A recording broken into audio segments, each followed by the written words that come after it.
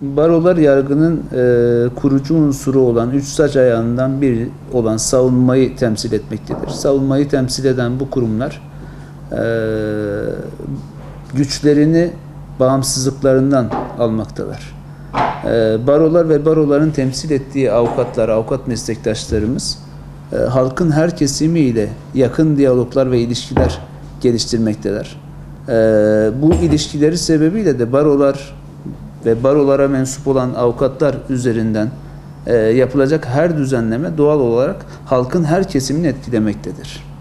Son dönemlerde gündeme gelen ve gündemden bir türlü düşmek bilmeyen, şu anda da meclise taşınmış olan çoklu baro sistemi, 1136 sayılı avukatlık kanununda bir kısım değişiklik öngören çoklu baro sistemi, bu meyanda tüm avukat meslektaşlarımızı ve baroları etkilediği gibi aslında toplumun her kesimini etkilemektedir.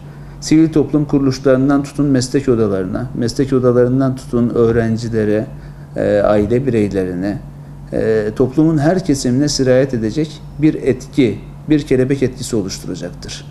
Bu anlamda şöyle ifade edebiliriz, örnek verecek olursak.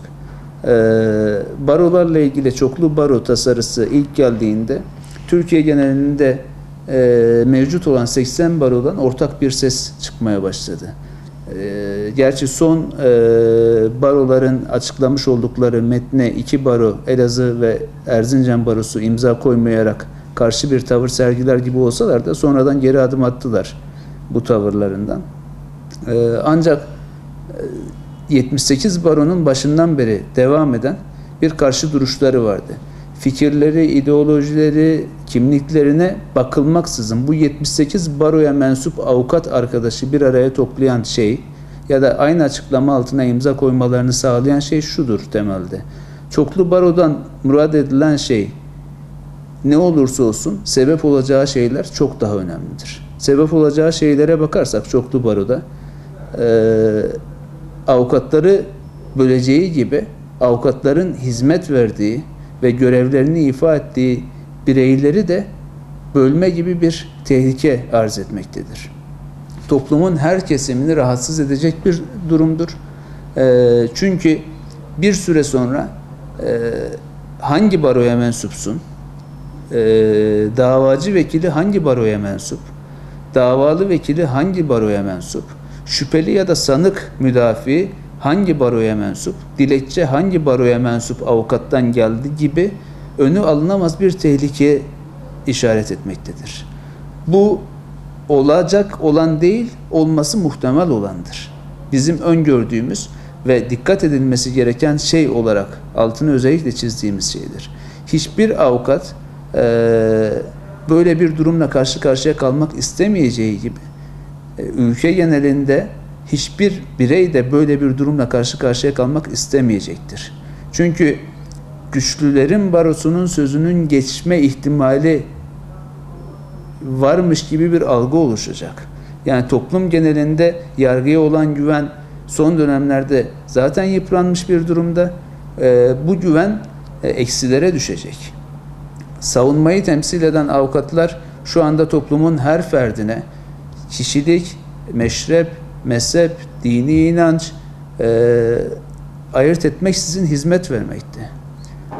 Böyle bir çoklu baro düzenlemesinde ise herkes kendine göre bir baroya gidecek ve kendisi için en olumlu sonucu alabileceğini düşündüğü barolara yönlendirilecek. Ya da böyle bir sonuç olmasa bile ki kanun koyucu elbette böyle bir sonucu öngörmüyor ya da böyle bir sonuçla karşı karşıya kalınmayacağını söylüyor. Ama insanlarda böyle bir algı oluşacak. Bu algıyı yıkmak mümkün olmayacak. Bu algıyı değiştirmek çok mümkün olmayacak. Yani insanların yargıya olan güvenleri zedelenecek. İnsanların yargıdan beklentileri, hak ve hukuk adına yargıdan olan beklentileri eksilere düşecek. Bu anlamda çoklu baro düzenlemesini tasvip etmemiz çok mümkün değil. Çünkü hükümetin özellikle taslak haline getirdiği çoklu baroları düzenleyen taslağa bakıldığında temelde şöyle bir hususla karşı karşıya kalıyoruz. Türkiye Barolar Birliği'nin başkanını, birlik başkanını belirleyen delegelerin seçimiyle ilgili nispi bir düzenleme öngörülüyor. Yani her baronun kendisine mensup avukat sayısına göre bir delege gönderme imkanı var, imkanı bulunuyor. Bunu çoklu baroyla değiştirme planlanıyor. Peki ne için? Türkiye Barolar Birliği başkanını seçim şeklini değiştirmek için ya da Barolar Birliği başkanının bir seçim daha devam edebilmesi amacıyla. Bunun için elbette eğer böyle bir nispi delegelerde nispi bir değişiklik, delege sayısında ya da gönderilen delegelerde nispi bir değişiklik öngörülüyorsa elbette ki daha farklı çözümler, daha farklı metotlar bulunabilir. Yani bu alelacele sadece özellikle son dönemde gündeme geldiği için söylüyorum. Ankara Barosu'nun bizim de tasvip etmediğimiz Türkiye Diyanet İşleri Başkanı'nın hutbede yer vermiş olduğu eşcinsellik teması üzerine yapmış olduğu bir açıklama ve bu açıklamaya alelacele hükümet kanadından barolara müdahale edilmeli, çoklu baro sistemi getirilmeli, bu süreç hızlandırılmalı şeklinde karşılık verilmesi. Ankara Barosu'nun tavrı ne kadar yanlışsa hükümetin tavrı da o kadar yanlıştır. Çünkü hükümet aynı şekilde geçmişte İstanbul Sözleşmesi'nin altına imza koyan bir hükümettir.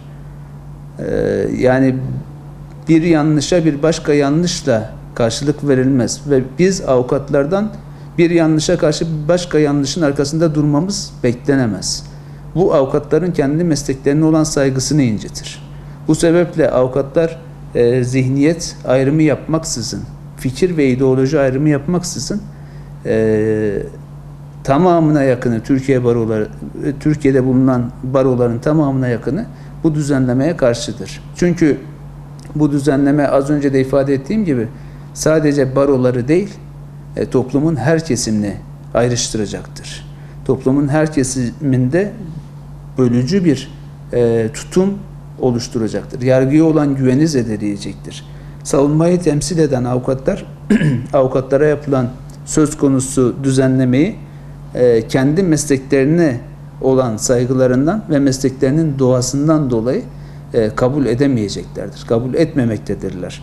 Baroların temsil ettikleri avukatların bununla birlikte çok daha acil ve elzem problemleri varken özellikle staj döneminde ya da mesleğe yeni başladıktan sonra mesleğe kabulün hemen ardından avukat meslektaşlarımızın yaşadıkları çok ciddi problemler varken bunların ötelenmesi, bunların bir kenara itilmesi, görmezden gelinmesi ya da bunun gibi her birisi ayrı bir değer ifade eden meslek büyüklerimiz 30 yıl, 40 yıl emeklilik çağına gelmiş avukat meslektaşlarımız mesleğin sonunda özlük hakları, emeklilik hakları en az hakim ve savcılar kadar iyileştirilmeden bu yönde hükümetin ya da herhangi bir siyasi partinin hiçbir adım atmaması karşısında sanki baroların tek problemi çoklu baro ya da tekli baroymuş gibi ön plana çıkartılması ve kamuoyuna bu şekilde lanse edilmesi elbette ki kabul edilebilir değildir. Yani kaldı ki bu çalışma yapılırken, bu taslak oluşturulurken hiçbir meslektaşımıza sorulmuş da değildir. Yani baroların fikri alınmış değildir.